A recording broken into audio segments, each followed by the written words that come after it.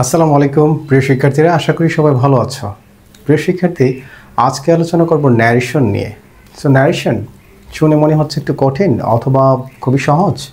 আচ্ছা, যাই হোক, একটু দেখি একদম শুরু থেকে ন্যারেশনের একেবারে বেসিক থেকে আস্তে আস্তে ধারাবাহিকভাবে অ্যাডভান্স পর্যন্ত আমরা শেখার চেষ্টা করব এবং খুবই ইজিভাবে এবং অনেক সহজভাবে আমরা শেখার চেষ্টা করব। ক্লিয়ার? এবং ন্যারেশন সম্পর্কে তোমাদের যে ভয় ভীতি অথবা একটু নার্ভাসনেস আছে, আশা করি এগুলো ধারাবাহিক ক্লাসগুলোর মাধ্যমে সলভ হয়ে যাবে। যদিও একটা ক্লাসে সলভ করা সম্ভব, তবে ক্লাসটা অনেক লম্বা হয়ে যাবে এবং এই কারণে ক্লাসটাকে ছোট ছোট করে ভাগ করে করে ধারাবাহিকভাবে আমরা শিখব। ওকে, সো চলো শুরু করা যাক। আচ্ছা, আমরা একটু খেয়াল করি, আমি লিখছি ন্যারেশন। ন্যারেশন, তো এই ন্যারেশন শব্দটাকে আমরা আরেকটা নামকরণ করতে পারি, যেটাকে আমরা বলি স্পিচ। স্পিচ।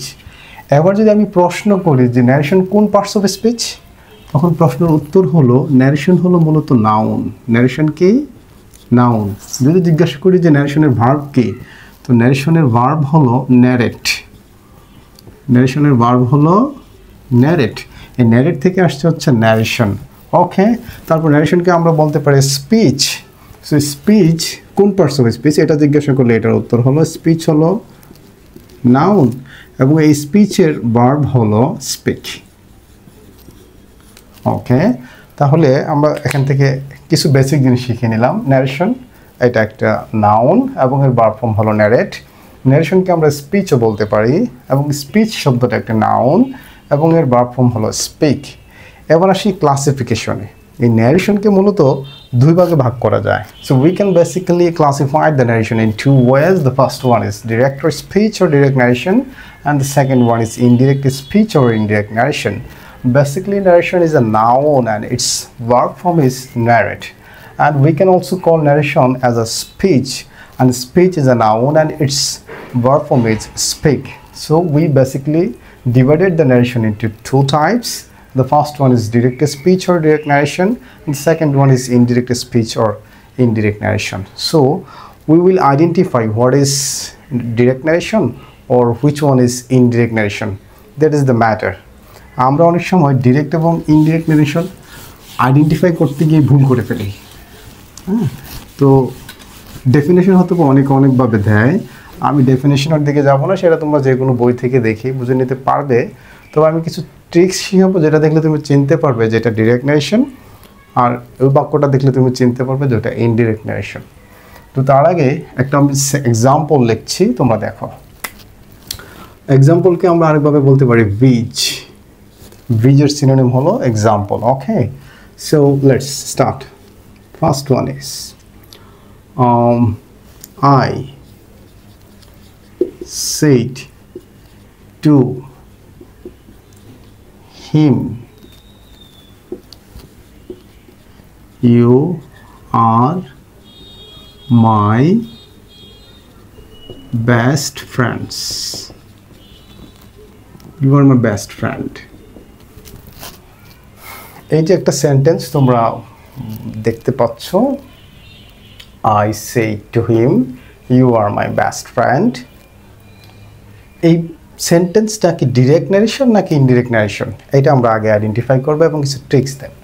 আচ্ছা, একটা জিনিস মনে রাখো, ডিরেক্ট ন্যারেশনে দুইটা পার্ট থাকে। কয়টা পার্ট থাকে? ডিরেক্ট ন্যারেশনে two parts. Direct narration has two parts. Number one is reporting speech, or number two reported speech. Reported speech. তো যেই সেন্টেন্সে রিপোর্টিং স্পিচ এবং রিপোর্টেড স্পিচ থাকবে সেই সেন্টেন্সগুলোকে আমরা বলবো ডিরেক্ট ন্যারেশন। আবার বলছি, the sentence where you find reporting speech or reported speech, then it is called direct narration. Okay, it is the easiest way to identify the narration, basically direct narration. Okay, so let's find out the reporting speech or reported speech from the which or example. Okay, এই সেন্টেন্সে আমরা দেখতে পাচ্ছি I said to হিম, এই পরে একটা কমা আছে। Clear? একটু টেকনিক অবলম্বন করতে হবে। আবার এই যে দুইটা ফোঁটা আছে, এই যে দুইটা ফোঁটা, এগুলোকে আমরা বলি ইনভার্টেড কমা। কি বলি? Inverted comma. ক্লিয়ার? এই যে চিহ্নটা, এটাকে বলা হয় ইনভার্টেড কমা। তো ইনভার্টেড কমার ভিতরে যে অংশ থাকে ওইটার একটা নাম, ওইটা একটা পার্টস, এবং ইনভার্টেড কমার বাইরে যে অংশটা আছে আই সেড টু হিম, এইটা একটা পার্ট। তো ইনভার্টেড কমার বাইরের যে অংশটা থাকে এই অংশটাকে বলা হয় রিপোর্টিং স্পিচ। রিপোর্টিং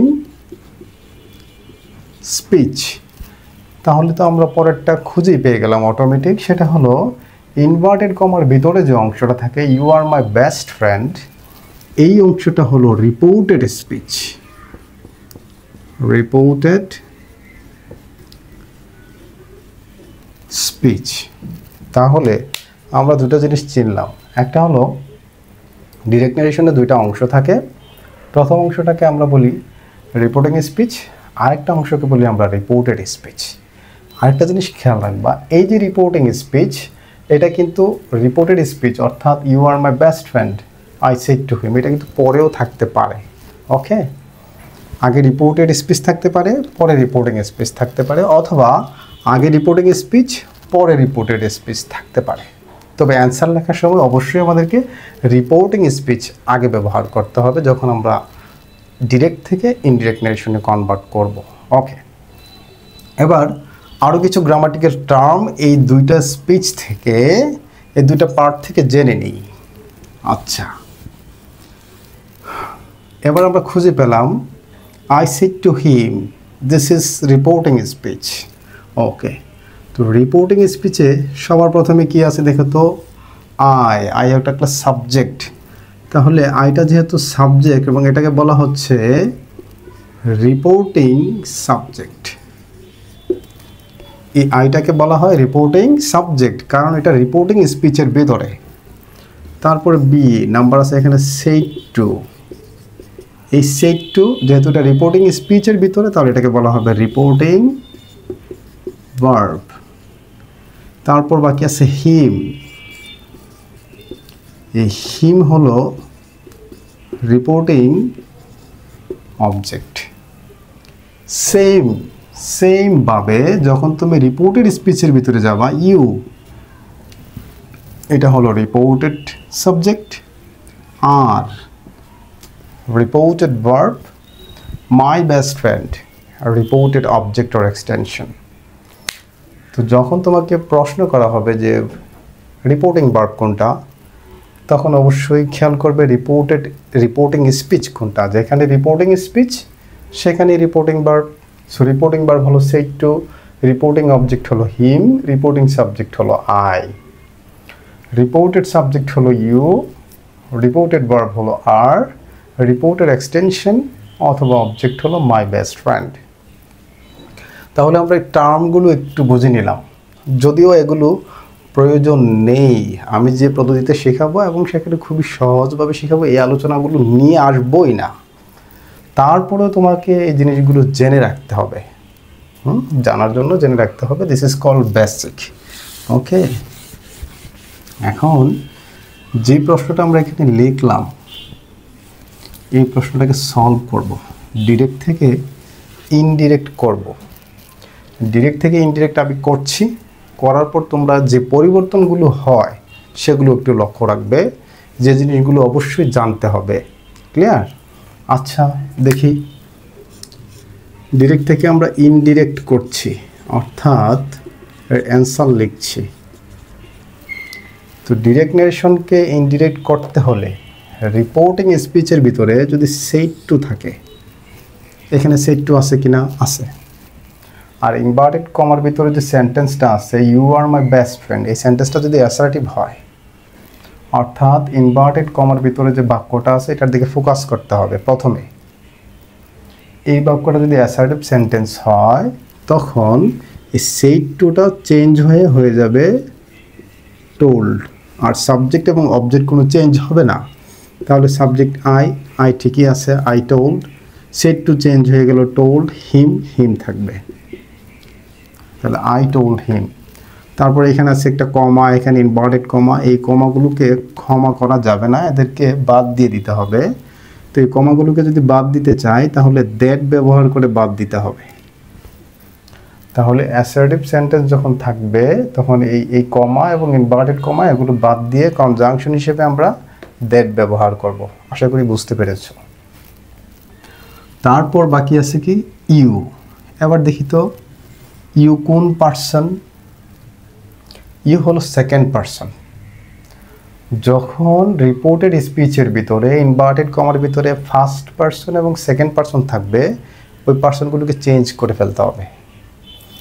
ওকে, পরে আমি কিওয়ার্ডগুলো বলবো, কি কি পরিবর্তনগুলো হচ্ছে এবং কি কি আমাদের শেখা খুবই জরুরি। এখানে আছে you, you second person. Second person থাকলে সেড টু এর পরের অংশ লিখবে। তো সেড টু এর পরে আছে কি এখানে হিম। আচ্ছা, হিমকে আমরা ট্রান্সফার করে ইউর জায়গাতে নিয়ে যাব, এবং ইউর পজিশনটা কি এখানে? ইউ কিন্তু এখানে সাবজেক্ট হিসেবে আছে। তো ইউ যেহেতু সাবজেক্ট হিসেবে আছে তাহলে হিমের সাবজেক্টিভ ফর্ম লিখতে হবে। আমরা জানি হিমের সাবজেক্টিভ ফর্ম হলো হি, অর্থাৎ যে যেখানে তাকে ওই যোগ্যতার একজন কাছে নিয়ে যেতে হবে। ক্লিয়ার? তাহলে ইউ এখানে সাবজেক্ট হিসেবে আছে, হিমকে যদি আমি এখানে আনি নিয়ে আসি তাহলে হিমকে হি বানিয়ে সাবজেক্ট বানিয়ে নিয়ে আসতে হবে। ওকে, তারপর এখানে আছে ভার্ব আর। এই ভার্বটাকেও চেঞ্জ করে ফেলতে হবে।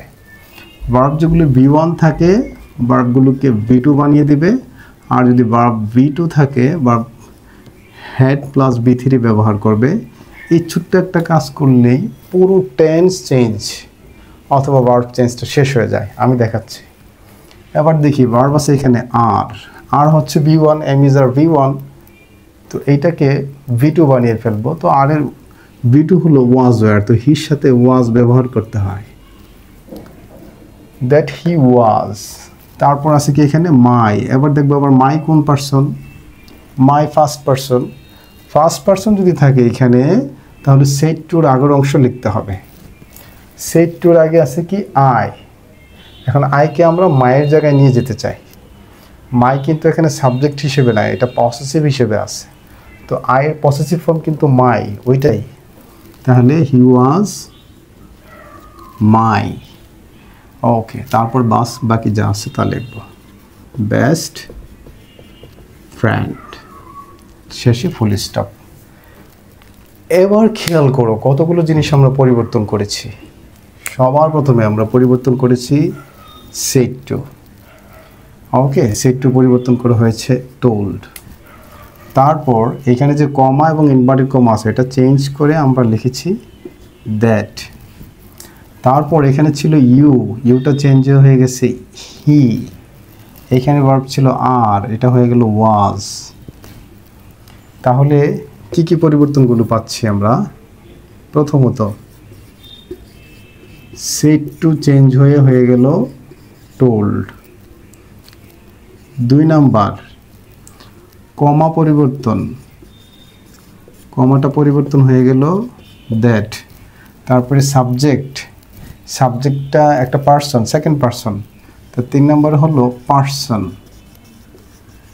পার্সনটা কিন্তু আমরা চেঞ্জ করে ফেললাম, পার্সনটা ইউ ছিল, এটা কিন্তু হি হয়ে গিয়েছে।